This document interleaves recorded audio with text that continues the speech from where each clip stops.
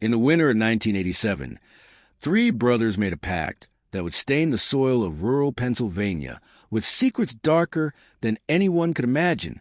What started as childhood games in the abandoned Miller farmhouse would evolve into a twisted ritual that claimed 7 lives over 2 decades. Tonight, we uncover the chilling truth behind the Lancaster Brothers, a story so disturbing that local authorities buried the evidence for nearly 40 years. This is not just another true crime story. This is the account of how 3 ordinary boys became America's most methodical and undetected killers, bound by blood, silence, and an obsession that defied all human understanding. The Miller farmhouse stood like a rotting tooth against the Pennsylvania sky, its windows boarded shut, its paint peeling in long strips that curled in the winter wind. For 32 years, the structure had remained untouched on the outskirts of Millbrook, a small farming community where everyone knew everyone, and secrets were supposed to be impossible to keep. The property had been purchased by a development company in late 2019, with plans to renovate the historic building into luxury apartments. What the construction crew found in the basement would shatter that quiet community forever. December 15, 2019, the renovation team, led by contractor Jim Henley, had been working on the farmhouse for just 3 days when they noticed something unusual about the basement floor. The concrete seemed newer in one section, roughly 10 feet by 12 feet, with subtle color variations that suggested recent patchwork. When they broke through with jackhammers, expecting to find old plumbing or electrical work, they instead discovered a carefully constructed chamber that descended another 8 feet below the main basement level. The smell hit us first, Henley would later tell investigators.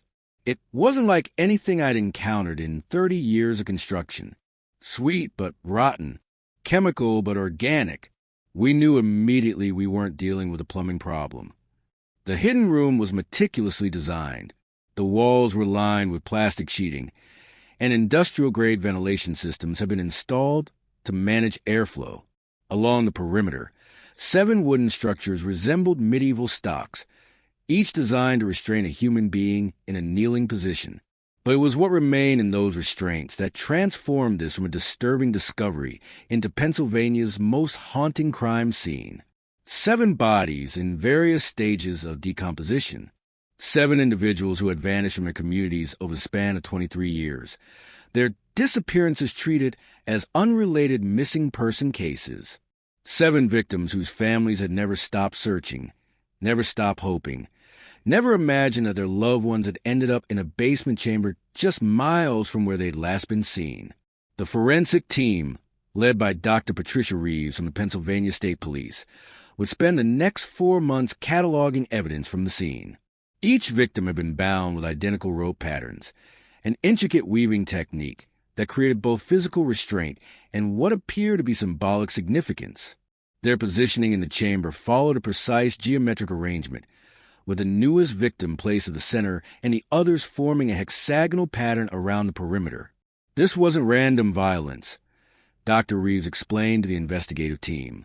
Everything about this scene suggests ritual, planning, and a belief system that guided these actions over decades. We're not looking for a single perpetrator. We're looking for an organized group with shared motivations and complementary skills. The victims range in age from 19 to 41. 3 women for men. All had been reported missing from locations within a 50-mile radius of the farmhouse, their disappearances spanning from 1996 to 2018. There was Jennifer Walsh, a college student who'd vanished while hitchhiking home for Christmas break. Marcus Reed, a construction worker who disappeared after finishing a late shift. Elena Vasquez, a nurse who'd never arrived at work one Tuesday morning. Sarah Chun, a graduate student whose car had been found abandoned on a rural highway with her purse and keys still inside. But Sarah Chung was different from the others. Sarah Chung was still alive. Thomas, Michael, and David Lancaster had grown up just 2 miles down the gravel road from the Miller farmhouse in a modest 2-story house that their grandfather had built in 1952. To anyone who knew them, they seemed like typical farm boys, quiet, hard-working, devoted to family. They attended Millbrook Elementary together, played on the same little league teams, and were rarely seen apart. Their mother, Margaret, often joked that she'd given birth to triplets separated by 2 years each. So similar were their mannerisms and interests. Those boys were inseparable, recalled Mrs. Dorothy Fleming, who lived next door to the Lancaster family for 43 years. They had their own language, almost. They communicate with looks and gestures, finish each other's sentences. It was sweet when they were little. As they got older, it became unusual. Thomas was the eldest, born in 1969, followed by Michael in 1971 and David in 1973. Their father, Robert Lancaster, worked as a mechanic at the local John Deere dealership, while Margaret managed the household and tended to a small vegetable garden that helped supplement their income. By all outward appearances, they were a typical working-class family navigating the economic challenges of rural Pennsylvania in the 1980s. But former classmates and neighbors began to recall disturbing details as investigators dug deeper into the brothers' childhood. There was their unusual fascination with death and decomposition, often bringing dead animals they found to school for show-and-tell presentations that made teachers uncomfortable. There were reports of the brothers spending entire weekends at the abandoned Miller farmhouse, despite their parents' repeated warnings to stay away from the property. They were always talking about preservation, remembered Janet Walsh, who'd been in the same grade as Michael Lancaster. Not like taxidermy or hunting, but something else. They'd find dead birds or squirrels and perform these weird experiments, trying different ways to keep the bodies from rotting. They said they were conducting scientific research, but it gave everyone the creeps. The brothers' academic records revealed another pattern that would prove significant. All three excelled in chemistry and biology, but struggled with social interaction and displayed what school psychologists noted as unusual attachment patterns. They refused to participate in activities that would separate them, declining invitations to birthday parties unless all three were invited, and creating elaborate excuses to avoid overnight trips that might break their constant companionship. Their father's death in 1987 marked a turning point that teachers and neighbors would later identify as the beginning of their complete withdrawal from normal social interaction. Robert Lancaster died in a farming accident, or so the official report stated. He'd been found crushed beneath his tractor in a field behind their house, apparently caught when the vehicle rolled backward down a slight incline. The death was ruled accidental, though some details never quite added up for investigating officers. The tractor's emergency brake had been disengaged, despite Robert's meticulous safety habits. The positioning of his body suggested he'd been working directly behind the vehicle, an unusual location for the type of maintenance he'd allegedly been performing. Most puzzled was the fact that all three brothers had alibis at the time of death. They'd been together at the Miller farmhouse, as they often were, conducting what they called their research projects. Following their father's death, Margaret Lancaster became increasingly dependent on her sons for emotional support and practical assistance. She began exhibiting signs of severe depression and paranoia, rarely leaving the house and relying on the brothers to handle all interactions with the outside world. By 1990, she'd effectively become a recluse, and the three young men had assumed complete control over the household finances, property decisions, and family communications. After Robert died, those boys changed, Mrs. Fleming observed.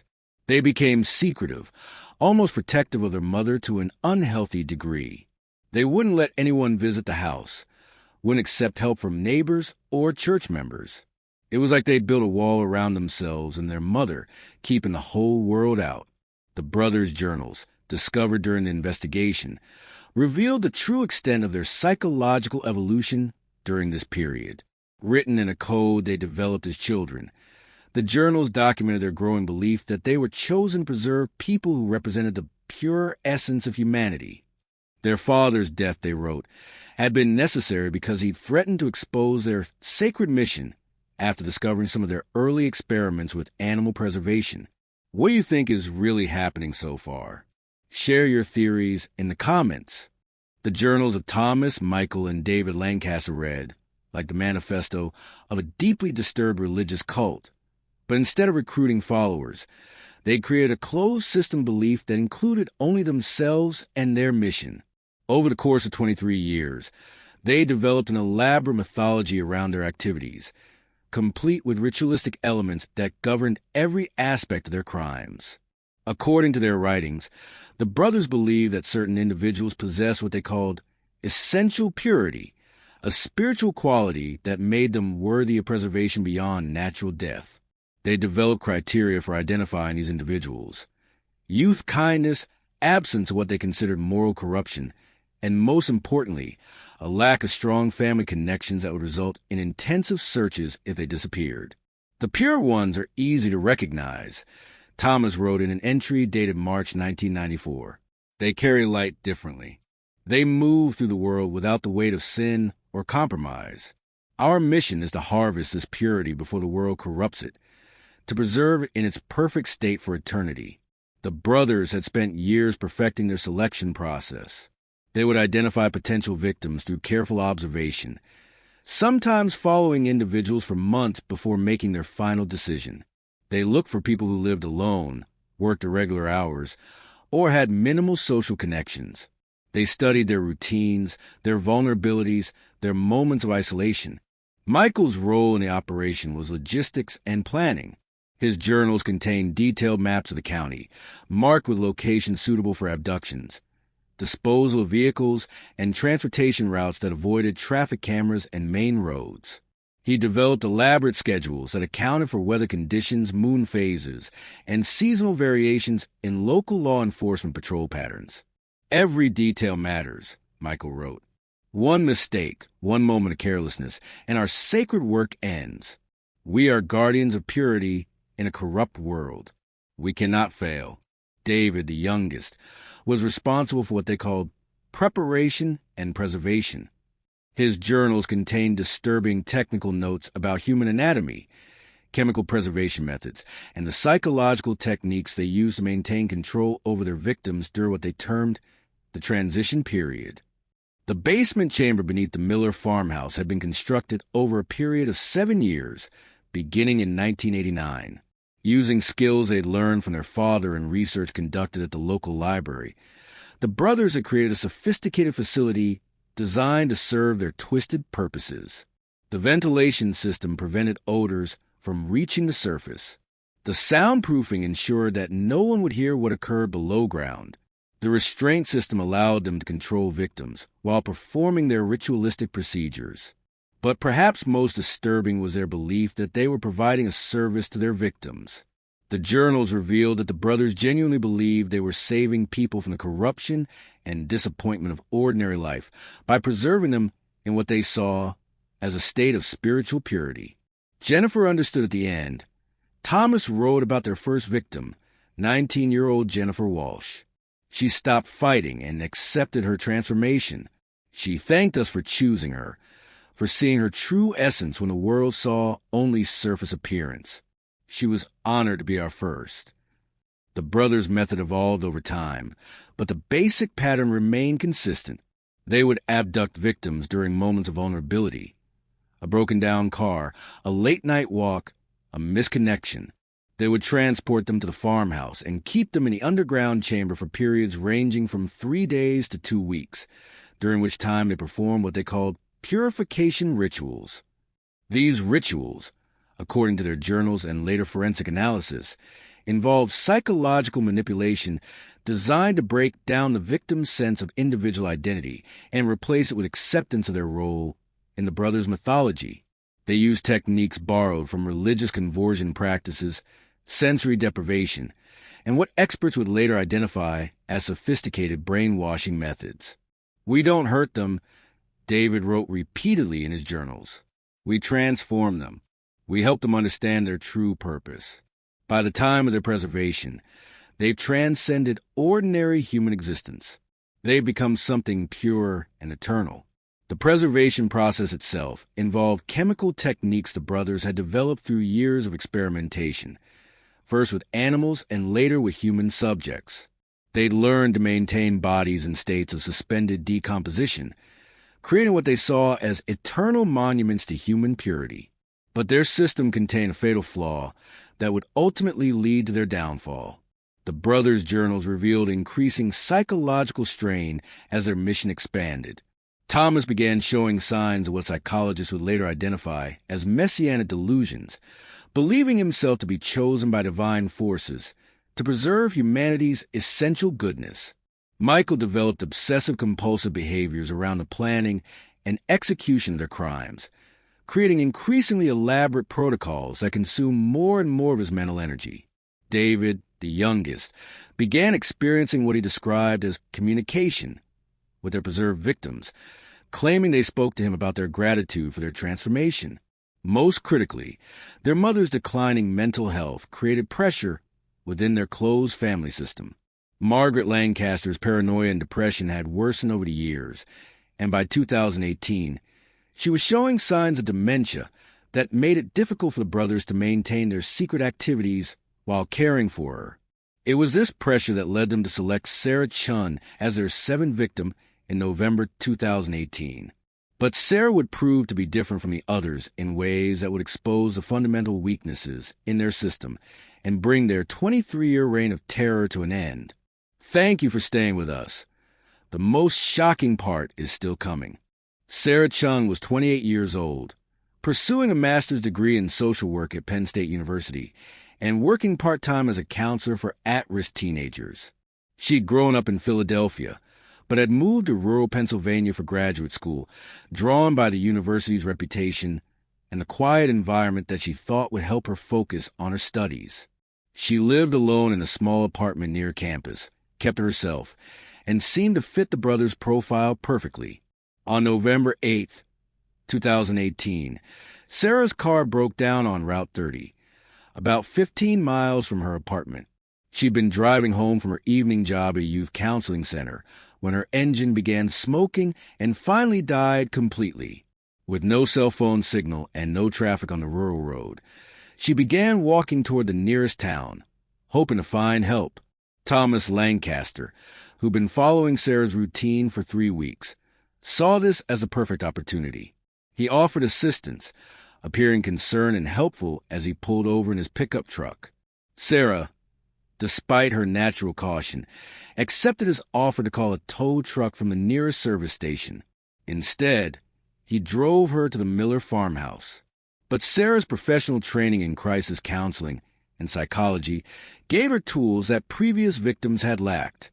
From the moment she realized she was in danger, she began using therapeutic techniques to establish rapport with her captors, gather information about their psychological state, and look for opportunities to exploit weaknesses in their group dynamics.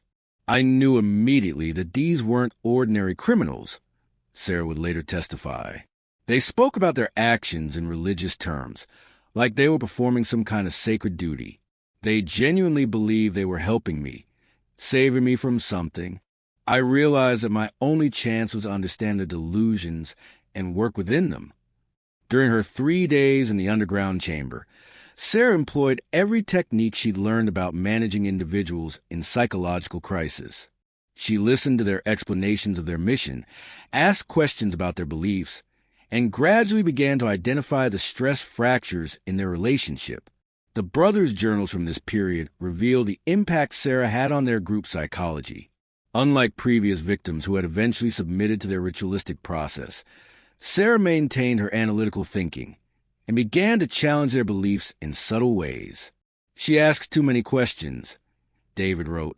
She wants to understand the theological foundations of our work, the historical precedents, the philosophical justifications. She's different from the others, more intelligent, more challenging. Sarah discovered that Thomas, the eldest brother and apparent leader, was struggling with doubts about their mission. Years of isolation and the psychological pressure of maintaining their secret had begun to fracture his certainty about their divine purpose. She recognized the signs of someone experiencing a crisis of faith and began to carefully nurture those doubts. Thomas would visit me alone sometimes, Sarah recalled. He'd sit outside the restraint area and talk about their childhood, their father's death, their mother's illness. I could see that he was carrying enormous guilt, and was desperately looking for validation that their actions were justified. I began to suggest that maybe their father's death was an accident. Maybe their mother's mental illness was connected to what they were doing. I planted seeds of doubt. Meanwhile, Sarah was simultaneously working on Michael, whose obsessive-compulsive tendencies made him the most psychologically fragile of the three brothers. She began pointing out inconsistencies in their procedures, questioning whether their preservation methods were actually working, suggesting that their previous victims might not have achieved the spiritual transformation they believed. Michael was terrified of imperfection, Sarah explained. He had created all these elaborate protocols and procedures, but deep down he was afraid they weren't working. When I started questioning the effectiveness of their methods, suggesting that maybe their preserved victims weren't actually experiencing eternal purity, but were just rotting corpses, he became incredibly agitated. The psychological warfare Sarah was waging began to pay dividends on her second day in captivity. She overheard the brothers arguing for the first time in years, their unified belief system beginning to crack under the pressure of her questions and observations. Thomas accused Michael of being too rigid in his protocols, suggesting that their mission might require more flexibility. Michael defended his methods, but began obsessively reviewing his procedures, looking for flaws that Sarah convinced him might exist. David, caught between his older brothers, started to question whether the voices he'd been hearing from their preserved victims were real or products of psychological stress. "She's different," Thomas wrote in his journal on November 10th. "She understands our purpose, but she's making us examine an aspect of our work that we've never questioned. Maybe this is a test. Maybe we're meant to learn something from her before her transformation." Sarah's breakthrough came when she managed to get the brothers talking about their mother's condition. Margaret Lancaster was now 73 years old and suffering from advanced dementia. She'd been asking about her husband's death, wondering why she couldn't remember the details, expressing confusion about why her sons never allowed her to leave the house or interact with neighbors. "I told them that keeping their mother isolated was actually preventing her from getting the medical care she needed," Sarah recalled. "I explained that dementia patients often benefit from social interaction and professional care, and that by trying to protect her from the outside world, they might actually be accelerating her decline." This observation struck at the heart of the brothers' fundamental contradiction.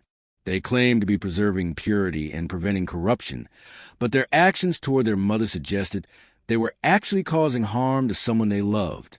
Sarah had identified the logical flaw in their entire belief system. On her third day in captivity, the psychological pressure Sarah had been applying finally caused the brothers' unified front to collapse completely. Thomas, convinced that their mother's deteriorating condition was evidence of their failure as protectors, began to question everything about their mission. Michael, obsessed with the possibility that their preservation methods were flawed, started conducting frantic reviews of their previous work. David, overwhelmed by the collapse of the family structure that had defined his entire adult life, experienced what appeared to be a complete psychological breakdown. The brothers' final argument, which Sarah could hear from the basement chamber, involved accusations that they'd been lying to themselves for over 20 years, that their victims had been murdered rather than transformed, and that their father's death had been beginning a spiral into madness rather than a divine calling to preserve human purity. It was during this argument that Margaret Lancaster, confused and frightened by her son's shouting, managed to leave the house and walk to a neighbor's property for the first time in decades. Mrs. Fleming, shocked to see her old neighbor in a nightgown and slippers on a November evening, immediately called for medical assistance and police intervention. When officers arrived at the Lancaster house to conduct a welfare check on Margaret, they found the three brothers in a state of psychological collapse and discovered the entrance to the basement chamber that would reveal the full extent of their crimes. The arrest of Thomas, Michael, and David Lancaster on November 11th, 2018, sent shockwaves through the law enforcement community in the rural Pennsylvania region, where they'd operated for over 2 decades. The discovery of Sarah Chin alive in their basement chamber, along with the remains of 6 other victims, represented the culmination of one of the most methodical and psychologically complex criminal operations in American history. The initial interrogation revealed the complete breakdown of the brothers' psychological unity that Sarah had so carefully orchestrated. Thomas, the former leader, immediately confessed to their crimes, but insisted they'd been performing a sacred mission rather than committing murder. Michael provided detailed technical information about their methods and locations of evidence, driven by a compulsive need for accuracy even in the face of certain prosecution. David, suffering from what psychiatrists would later diagnose as a complete psychotic break, claimed to be receiving instructions from their preserved victims about how to properly confess their crimes. "I've never seen anything quite like it," recalled Detective Lieutenant Maria Santos, who led the interrogation team. These weren't typical criminals trying to minimize their culpability or negotiate for reduced sentences. They genuinely believed they'd been performing a religious service, and when that belief system collapsed, they had no psychological framework for understanding what they'd actually done. The prosecution, led by District Attorney Robert Chin, no relation to victim Sarah Chun, faced the unusual challenge of trying defendants who confessed immediately and completely, but whose mental state raised complex questions about their competency to stand trial. The brothers underwent extensive psychiatric evaluation by teams from Johns Hopkins University and the University of Pennsylvania, resulting in diagnoses that would influence both their trial strategy and ultimate sentencing. Thomas Lancaster was diagnosed with delusional disorder with grandiose and religious themes, complicated by what psychiatrists identified as folie à trois, a rare psychological condition in which delusions are shared among closely related individuals. His belief in their divine mission had been genuine, but his capacity to understand the criminal nature of their actions remained intact. Michael Lancaster received diagnoses of obsessive-compulsive personality disorder and shared psychotic disorder. His meticulous planning and execution of their crimes demonstrated clear awareness of their illegal nature, but his psychological dependence on his brother's belief system had prevented him from questioning their actions until Sarah's intervention. David Lancaster's condition was more complex. In addition to shared psychotic disorder, he showed signs of dissociative identity disorder and severe trauma responses that psychiatrists traced to childhood experiences of emotional manipulation and isolation. His claims of communication with dead victims were determined to be genuine hallucinations rather than attempts to feign mental illness. The trial, which began in September 2019, drew national media attention and became a landmark case in the study of familial criminal partnerships and shared delusion systems. The prosecution presented overwhelming physical evidence, including the brothers' detailed journals, forensic analysis of the basement chamber, and testimony from Sarah Chun that provided unprecedented insight into their psychological methods. The defense strategy focused not on denying the crimes, but on arguing for diminished capacity based on the brothers' genuine mental illness and the unique psychological environment that had shaped their development. Expert witnesses testified about the effects of social isolation, shared trauma, and the reinforcement of delusional beliefs within closed family systems. Sarah Chen's testimony proved to be the most compelling element of the trial.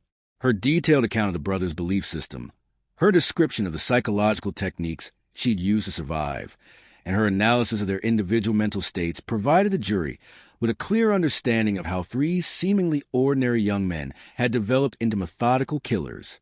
They weren't monsters, Sarah testified. They were severely mentally ill individuals who created a shared reality that justified horrific actions. Understanding that distinction doesn't excuse what they did, but it helps explain how it was possible for them to operate undetected for so long.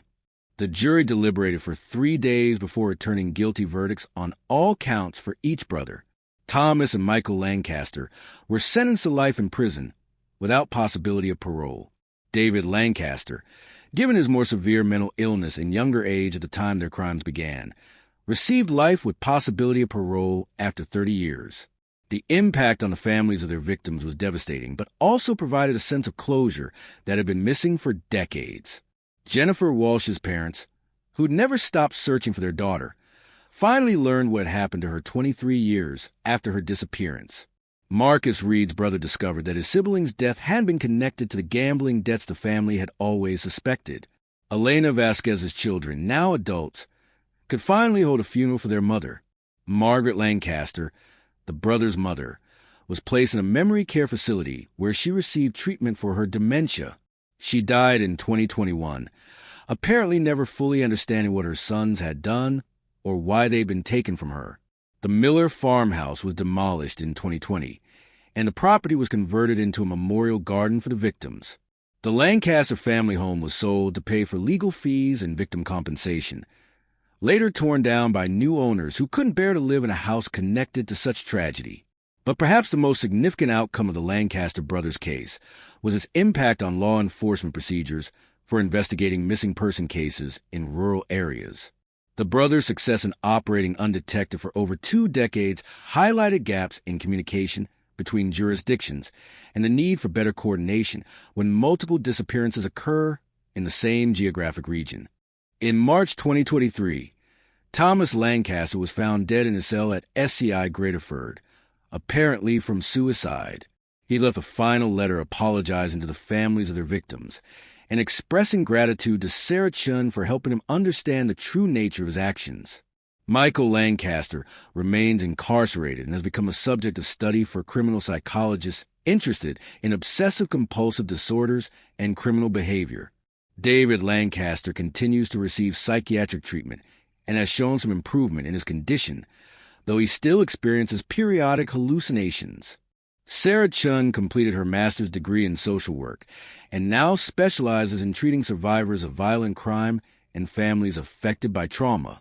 She's written extensively about her experience and the psychological techniques she used to survive, contributing to training programs for law enforcement and mental health professionals.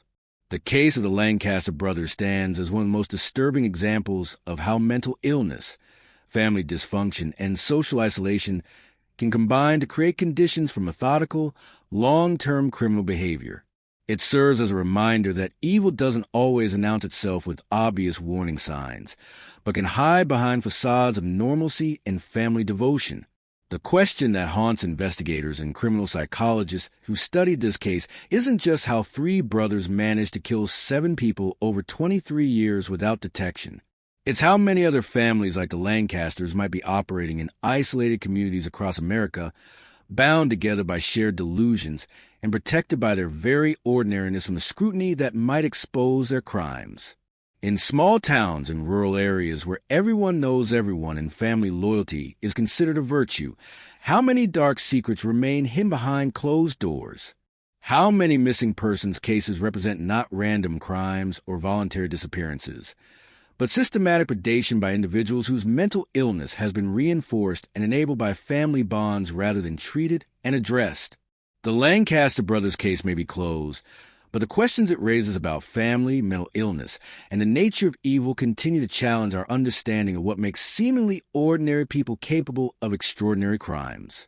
The Lancaster brothers case remains one of America's most disturbing examples of familial criminality, a reminder that evil can hide behind the most ordinary facades. If this story has affected you, please share your thoughts in the comments below.